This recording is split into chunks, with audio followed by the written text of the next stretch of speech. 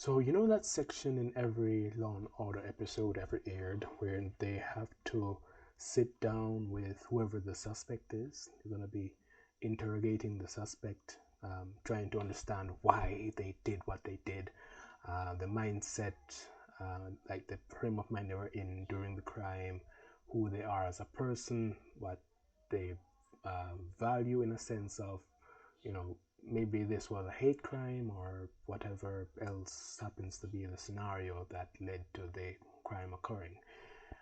There is a career that you can do something similar in, but instead of you uh, questioning the suspect, you'd be probing a prospect. And what I mean by that, the career, which would be pretty similar, is actually sales. And I'm going to kind of show you how it would be similar. So in the sales process, it would be similar because you'd be pretty much asking similar questions, but you're asking them not to necessarily put this person in jail. You're asking these questions to actually help you to better understand the person and also be able to uh, put them in a better state. And what that means is your solution that you're going to be offering will be something that hopefully not only benefits them, but after you've asked those probing questions, it helps them to come to a realization that this call or whatever interaction you're having with them is a valuable interaction, that you really care as the person that's questioning the prospect, but you will also be able to build a case of customer specific value that is so airtight that they will hopefully, by the end of it, the verdict will be that they will buy your solution, so whatever that is. So we're going to look at some questions here that build trust, and this is from the book Introverted Selling: Mastering Call Center Sales While Being an Introvert. All right, so give me a second here. I'm going to find my mouse. And so this is the bonus section. So this isn't even the book itself. This is just some bonus things I can just show you here. So so if we go to number 2, questions that build trust. Introverts specifically often excel at asking thoughtful questions that can create a sense of connection. Here are some examples that you can adapt to your style. So there's not one size fit all or either. You get to have your own style. So just like on Law and Order SVU, they would have their own style of interrogation. They would maybe they would pretty much end at the same place. Hopefully, building a solid case that can go on to trial or whatever the circumstances if they got the wrong person. But just like that, you also, if you know um, follow these steps, you'll be able to build a solid airtight case that hopefully gets you the sale also. All right, so the discovery phase, you'll ask questions like, what challenges are you facing that brought you to us today? So in asking a question like this brings out the pain point that that prospect is currently experiencing. So let's say in the case of Wi-Fi, it may be a case that they currently have a provider that is not the best when it comes to customer service. Maybe the plan they're on isn't the best plan. Maybe they currently have a data cap when they need to have an unlimited plan. Maybe their kids need to have a certain amount of Wi-Fi when the data cap, inhibits them.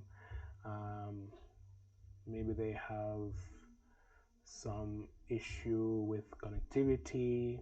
They'll let you know what that is in the discovery phase. And then once they've given you that answer, you can kind of frame it differently, but you'll ask them, all right, what is the most important thing you're looking for in this solution? So based on what part A of this would like bring out of them in the conversation, you will then kind of frame this in a way that makes sense based on what they said to you. So if they said that maybe their Wi-Fi has been terribly slow for the past 3 months, and you could maybe ask something along the lines of, so what I'm hearing is that you're looking for a high-speed, reliable Wi-Fi, and then it can go deeper than that. I guess this is, as I said, there's no right or wrong way. It's just more guiding steps that give you a general idea of where to go, rather than this is the way I have to do it. No, we're not doing that. If you're gonna be probing your prospect, like how SVU interrogates their suspects, you need to be more flexible. All right. So in the building rapport phase, similar to how you'd have a good cop, bad cop scenario, in this sense, in this sales cycle, you'd actually try to be the good cop, while the current provider that they have would be the bad cop. Or it would be like, if they don't currently have a solution, that would be the bad cop, but similar.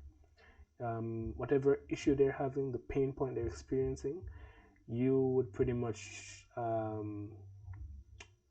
them expound on that, have them almost relive that experience, similar to how you'd have in SVU a suspect recant what happened the day of, today is the 11th of January 2025.